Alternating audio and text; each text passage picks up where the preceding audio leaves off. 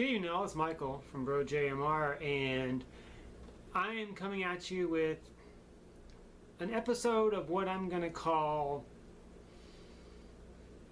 Thrift Store Treasures.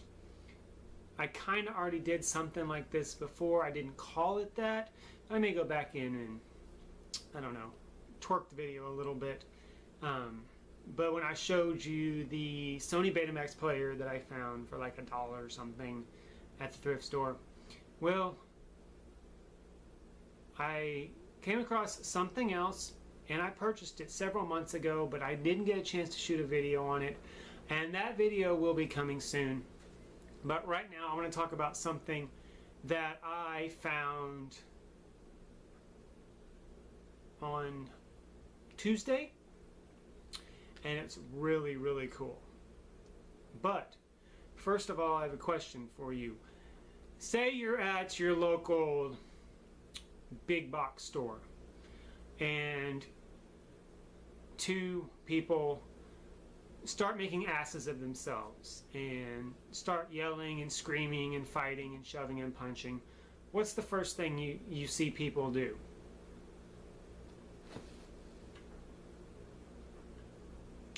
They pull out their cell phone and start recording.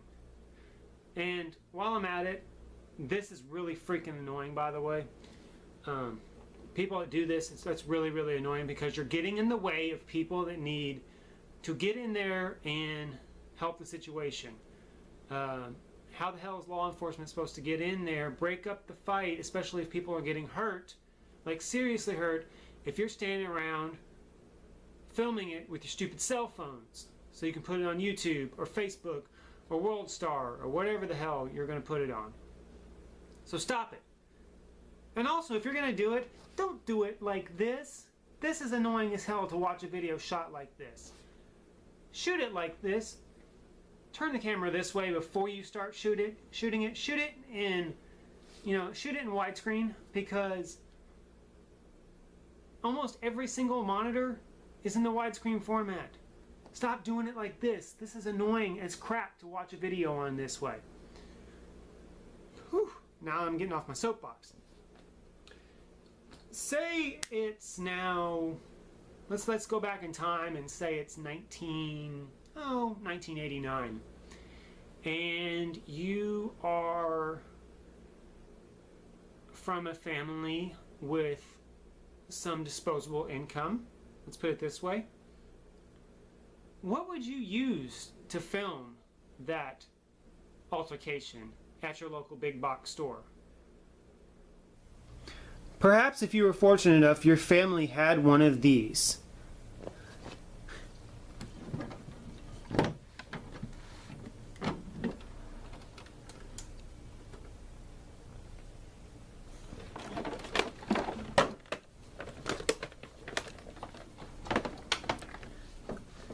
This is an RCA model CC311 Pro Edit video cassette camcorder. This is a cool find. Those of you who are old enough to remember this, you know how cool it was to have one of these to shoot all your home movies on. Now, this particular camcorder has a lot of really cool features on it. I'm not sure how well you can tell here, but it's got whole kinds of buttons to set up the time and date, display buttons, self timers, time lapse. You have time lapse features on here. You got an auto iris, open and close. You got a fader. You got auto or manual focus. You can go either way. Let's see. Up top, you got all your playback functions. Play, fast forward, rewind, stop, pause. Audio and video dubbing, because it has both a microphone built in, and it's also got a jack to plug in a microphone. It's got headphone jack, a tracking button, tracking knob. On the side here, you've got your manual tighten and zoom for your focus, or for your zoom lens. It's got a focus lens here. Zoom lens of 8.7 to 70 millimeters. It's got a focus. It's a very, very nice camera. Oh yes, and on the bottom, I forgot about on the bottom, it's got AV in, so you can use this actually as a video recorder and editor. It's got a mic mix, so you can either use the internal mic or you can use the external mic, or you can mix them together. It's got an AV out. You can actually use this as not just a camera recording to the video, you can also run it in and use it as plug it to an external monitor also, so you can look at what you're taping as you're taping it, if that makes sense. Kind of like with the viewfinders that we have, or the screens like on our cameras now. The microphone has a couple of different settings. It's got a normal setting and it's got a wind setting that cuts out the on it. Let's see what else we got here.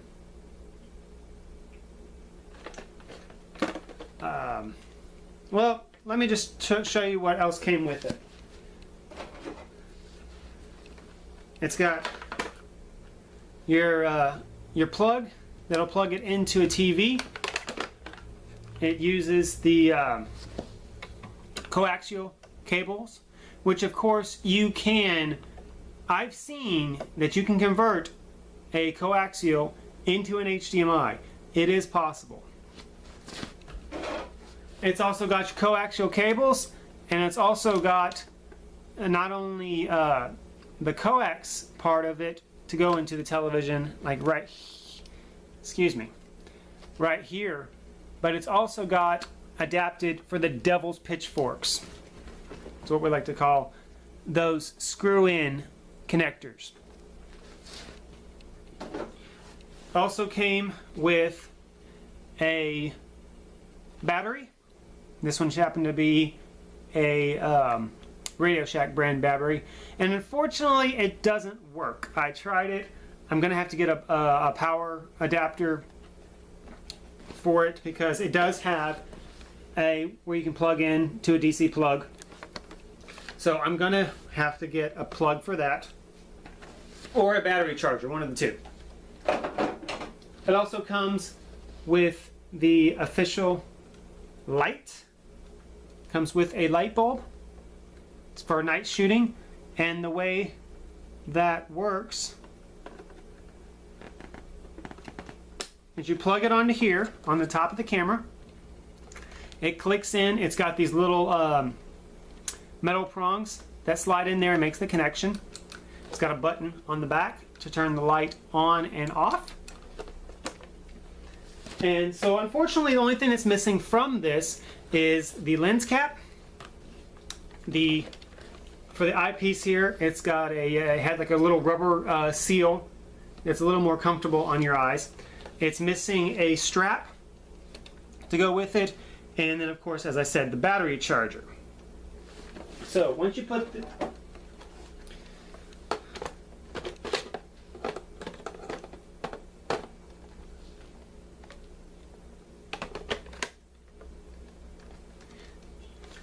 it all together, you just put your hand in this little thing right here. It's got your widen and tighten functions and your record function all with your fingertips. You never have to use anything else. So it makes it a lot easier, and believe it or not, this is what I learned to shoot on.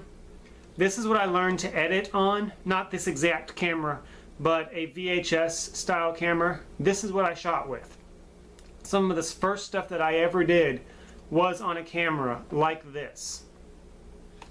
I had a VHS-C camera, but I learned on a camera like this. And so, believe it or not, this thing is quite heavy.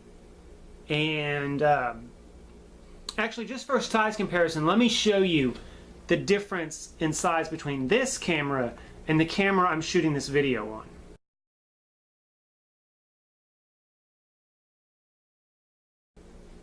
So as you can see, there's quite a size difference between this guy and the camera that I'm actually shooting this video on. Now, when I said that